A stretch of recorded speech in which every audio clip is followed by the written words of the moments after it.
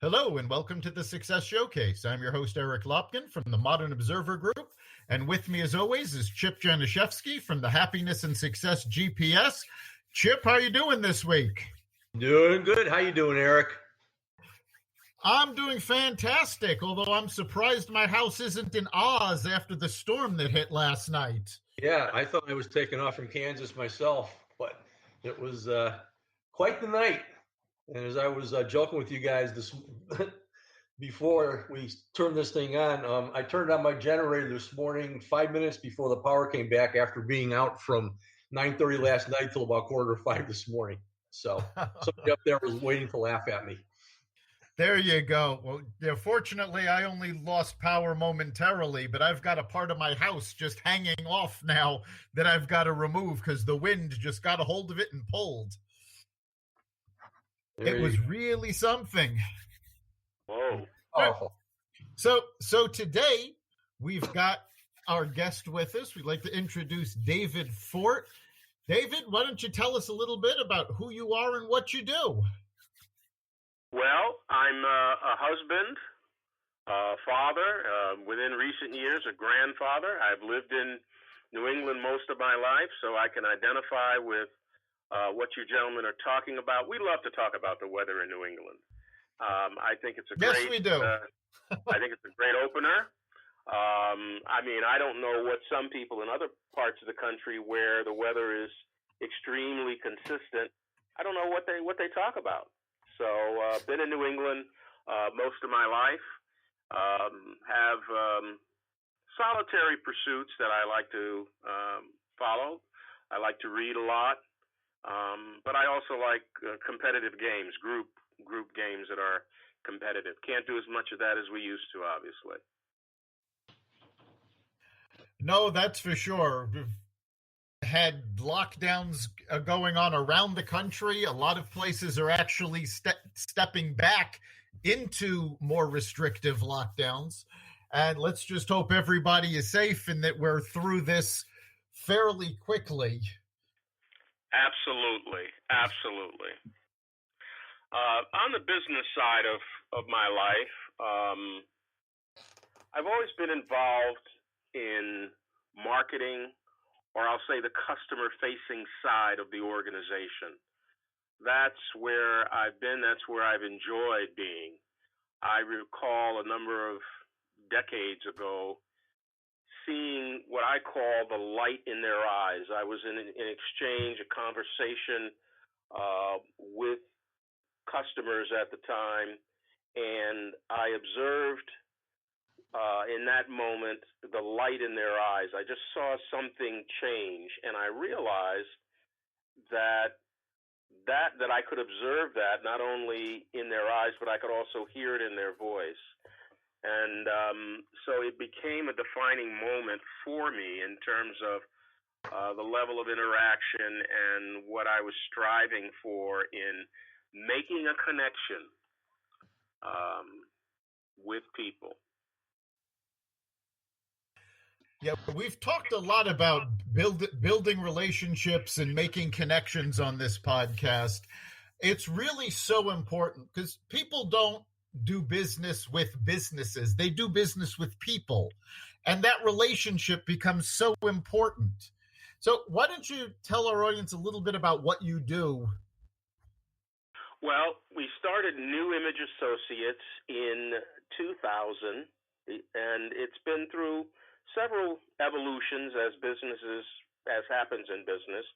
But basically, we built an expertise in helping small businesses solve three critical people problems, I'll call them. And I've labeled them, Eric, the three R's. Number one is recognizing the right talent for their organization. Number two is being able to retain that talent. And number three is to be able to what I call rejuice that talent. And I think probably the first two R's, recognize and retain, were familiar to you in one way or another, but rejuice is actually a word that I made up. And so maybe I'll explain it a little bit if you don't mind. Absolutely. Go right ahead. Thank you. It really has to do with, and actually I'd like to go into all three of them a little bit, but the rejuice has to do with the internal and external reasons for rejuicing. Sometimes an employee needs rejuicing because of changes that have taken place in the organization. Those are obviously external changes. You've got new leadership, you've got a merger acquisition that takes place, and you've got now people that you have new leadership then, and people that have maybe different ideas than the previous owners. Sometimes it's internal. People go through stuff like now, right? And COVID has brought a lot of changes to the workplace. So rejuicing is a critical element. Yeah, and you do have a really neat approach to doing what you're doing. David's website is talentmatters.com. And on that website, as soon as you go in there, there is a video right there on the homepage. And the video is wonderful. It really is a good capsule of what you're doing. And it starts with your little phrase that you get leaders and teams to help work and play well together and share their toys in the sandbox. And then you go on to say that you're not the same as an executive recruiter because you want to make sure the talent brought in fits, and you're hiring for skills and firing for attitude. And you talked a little bit about, modern day thing where with all the social media, the candidates can really prepare a lot just by going to websites and all that kind of stuff for interviews. And what you do is a little bit differently. So tell us a little bit about your process, which I know you took me through, which is very, very interesting. Well, thank you, Chip. I appreciate that. And you're right. The website is Talent Matters CT, as in Connecticut.com. And to tell you a little bit more about the three R's, one of the things, the first R is recognizing the right talent. That begins actually inside the organization, because like you said, I'm not an executive recruiter. So a lot of times when people hear talent, recognizing the right talent, oh, you're going to help me find the person. Well, I'm going to help you think about finding the right person first before a resume even comes in the door or comes in your email. And we have a process that we call, if the job could talk, what would it tell us? And it's a question that kind of catches people, it kind of comes out of left field because we never think about the job having a voice of its own. But we're able to give voice to the job through the use of proprietary surveys that basically validate a snapshot, a picture of that job based on input from a selected internal group of people. And we then use that snapshot to attract the right candidate, the one that fits the picture. And the candidate is even compared to the snapshot before they're offered a job. So it just tends to squeeze out a lot of the what I call bias, and it's not bias in the sense of a lot of the bias that you hear ethnicity and racial bias, but it's bias in terms of how I think the job should be done or how you think it should be done. Or maybe how you've done it, Chip. You did this job in the past, and so now you know how it should be done. Well, maybe not. Maybe you do, maybe you don't. But God didn't make two of you. There's only one of you. So that other person, the person we hire to do what you were doing, isn't going to do it exactly the same way you did it. So recognizing the right talent is really critical, and it's inside the organization we begin that. Does that make sense to you, Eric, and you, Chip? It does. And actually, it's a very important fact for most business owners to realize, because generally when folks hire, if they're not using a system like you have, or something like what Modern Observer Group offers, they tend to hire people exactly like themselves. And what happens is then the organization gets overloaded with people of one type And the fact of the matter is, there are different jobs that require different types of people, and you're not filling them properly if you just hire folks like yourself. You're absolutely right. You're absolutely right. Well, the second R, excuse me, is about retaining talent. Once you recognize the right talent, once you bring it on board, you really need to work to retain it, and particularly in this day and time. When I say this day and time, I'm comparing current generations that are in the workforce and coming into the workforce to prior generations like the baby boomers and definitely the traditionals, where they were more inclined to stay put. The generations and the newer generations coming into the workforce, whether you want to call them millennials or Xers, and there's all different labels that people use, they are much more mobile, and they're much more willing to take their talent and go down the street if you aren't working to retain their talent. And how that's done is by identifying and maximizing their key assets and helping them minimize their liabilities. Most retention studies that Gallup and other organizations have done show that the ability to grow in a job is a key factor as to why people stay in that job. So that second R is very important. Yeah, there's definitely serious issues now retaining talent. Where once upon a time you entered a company right after graduation, you stayed, if not for your entire career, certainly most of it.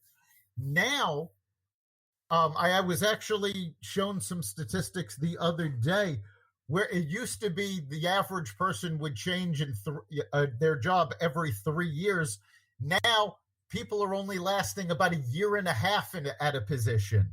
So, well, you're absolutely right, Eric. One of the things pre-COVID, I was at a convention where a management consultant was talking to a whole group of executives and that were in a position to hire in this particular industry. And he posed the question: how many of you are looking to hire MBAs? And a bunch of hands went up. They were looking to hire MBAs. And he said, what's the one thing they want from your company? He said, we did a survey and we found that, some high percentage, like 60% of them want this one thing from your company. And one of the executives said, money. And he said, no, they didn't get it. And long story short, he said the one thing that 60% of them want is a good reference to their next employer. You could have people are just looking at a job as a stepping stone to the next job. And that's exactly what this guy was saying. They're looking at you as a resume builder. He said by the time you come in there at month 16 to talk to them about, we see you're doing good work. He said they're halfway out the door. A bunch of them have already put their resume out there. They've got their next spot already lined up. So retaining talent is something that has to start really on day one, and we help with that as well through sometimes coaching of the individual and group coaching as well. But I want to touch on this rejuicing because I think it's so critical right now. I've got a lot of clients actually that are very interested in this because COVID has helped us lose our juice. I said it happens internally and externally, and what we've got going on in the workplace right now is a combination of both of internal and external factors that are squeezing us, and we've lost our juice. Many of us have lost our juice and are kind of struggling. I was part of a webinar recently, and I wish I could take credit for for what I'm about to share, but this fellow shared something that I thought was excellent. He said on these Zoom calls where people are teams or hybrid teams, and now you're on these Zoom calls. And he said we have 4 questions that what we call check-in questions that we ask participants to either reflect on or share on. So they don't have to necessarily share, but they do need to reflect on them. Number 1 is, what is my mental state coming into this call? Am I going to be able to be fully present mentally on this call? What is my emotional state? Is there something that's just happened recently that, really that's going to impact my ability to participate, to be a full present participant? What's my relational state? Not only with the people on the call, but even outside of that. And what's my physical state? How am I feeling? Within my body, am I paying attention to what I'm feeling? And I felt that those questions, that was so. What do you think about those, Chip? What do you think about that? I think those questions are wonderful. I mean, you mentioned going right into this, the word coaching, and that's one of the services that you list as far as doing it. And I love the word facilitator, because rather than being a consultant and going in saying you got to do this, and this, what you're doing when you are a facilitator and coaching people is getting the answer out of them just by kind of leading them along in the right direction. And that's a key thing, obviously, for the people that you are dealing with who hire you to get their people in the door and so on and so forth. They need to do the same thing with their employees, which to me is a big part of the reducing side of things. So, I mean, I think that mental state, emotional state, relational state, physical state, that's all a huge part of it. And what it is being interested in the person themselves as opposed to the talents that they bring and so on and so forth. And I mean, all 3 of us met through networking. I mean, you and I think, met through the Metro Hartford Chamber of Commerce, maybe last century. I don't even know, but it's all about relationships. And relationships are something that you need to develop with your employees. And obviously, with your skills of coaching the people that you're working with into doing that, I'm sure that you're emphasizing that a lot. Oh, absolutely. In fact, one of the things you said that I just want to put an and next to is that in coaching, there's a statement that we can bring wisdom to the conversation and to the process. Coaches do bring wisdom to it, but rather than looking to us for answers, we really are looking to pull answers and help people pull answers out of themselves. We think the answers are really within the person, and so many times that's proven itself over and over again. And those are the answers that resonate with them, and that they're able to really hold on to. I'm sure one of the things that juices you the most is when your client gets that aha moment based upon you're leading them to that aha moment in the first place. Because once they develop that, it's fantastic. You're right, and the rejuicing isn't just necessarily COVID related. It's really, and this is kind of the big umbrella and under which even COVID sits, and the label on that umbrella is change. Technology's changing. So many things are changing. I was reading how people in the San Francisco Bay Area, if you're trying to move from San Francisco Bay Area, and a lot of people have moved and are trying to move, not only because of COVID, they're trying to get to more rural places, but also because of the fires that have raged through California this past summer, and to some extent are still going on. People are looking to get somewhere where there isn't that danger. And they were talking about how if you wanted to rent a U-Haul truck going from San Francisco Bay Area to, say, Texas, where a lot of folks have been headed, you're looking at about $2,500 rental.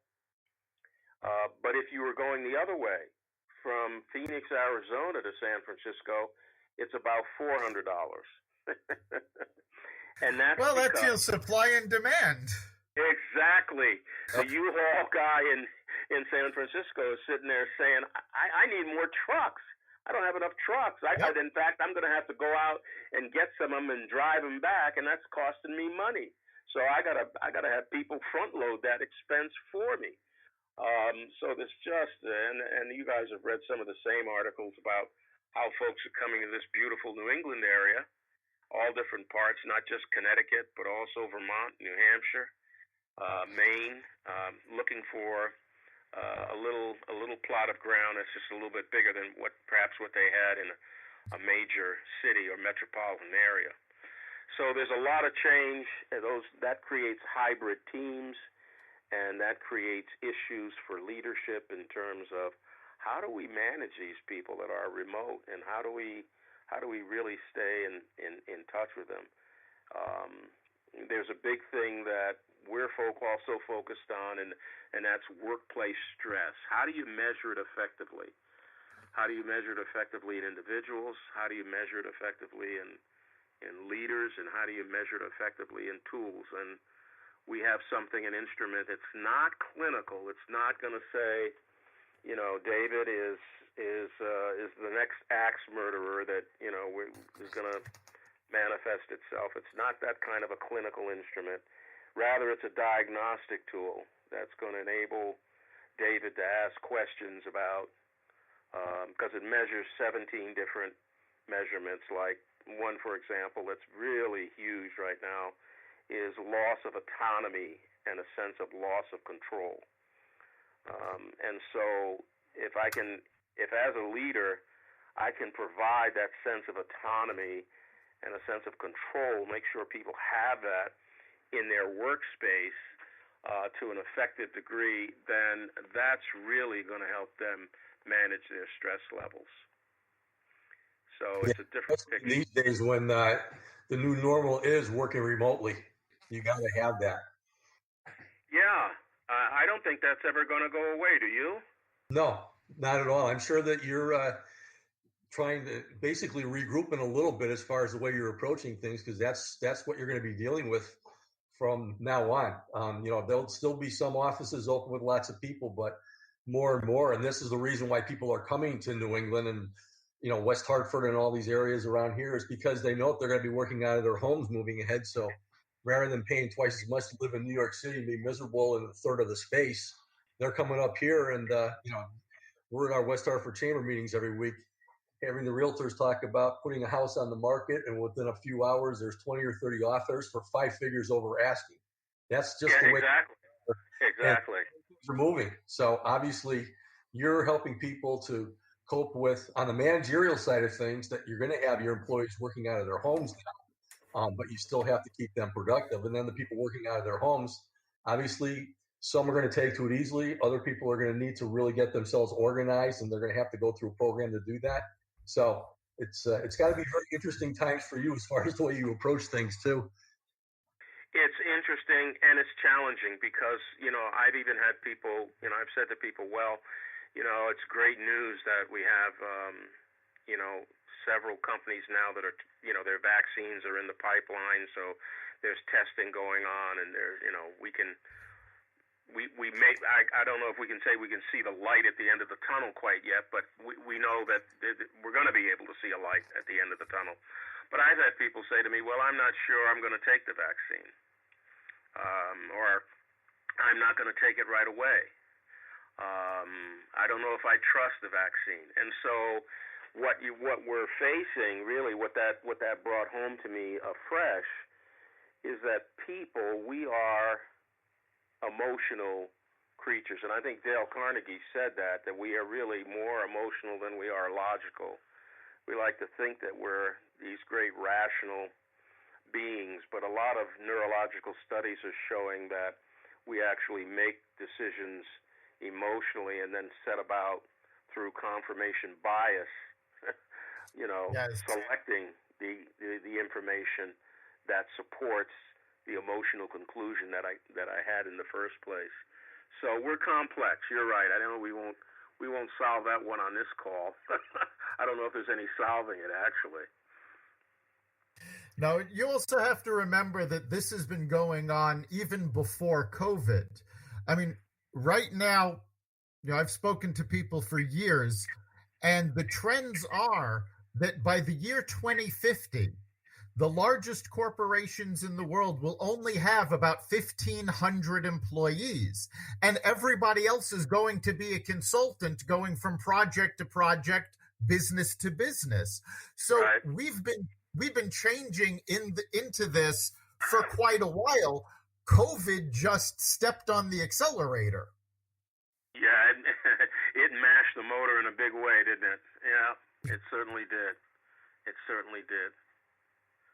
Well, if I could just sum up what we're about at New Image Associates, it really is about people first. As human beings, we have this powerful ability to communicate and collaborate around complex concepts.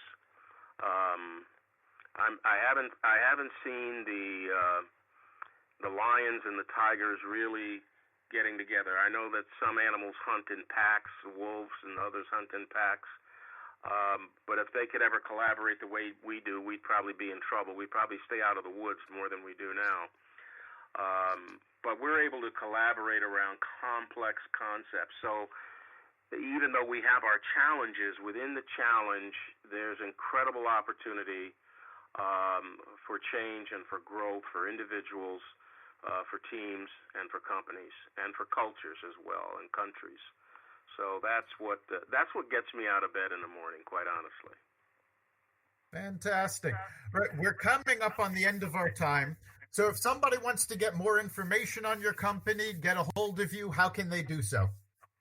Well, I'd recommend that they go to the website, www.talentmattersct.com. Send me an email at david@talentmattersct.com. Say, I heard you on the podcast, and I'd love to talk to you about X, Y, or Z. Can you reach out to me?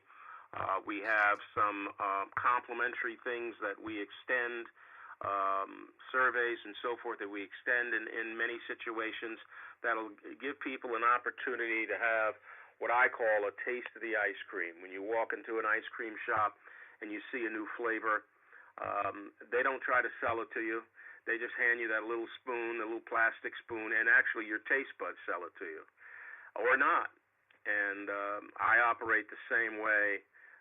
Hand people that little plastic spoon with a little bit of the ice cream on it, and their taste buds tell them what I could never tell them. Okay, so that's what I would recommend. Thank you, Eric. Thank you. All right.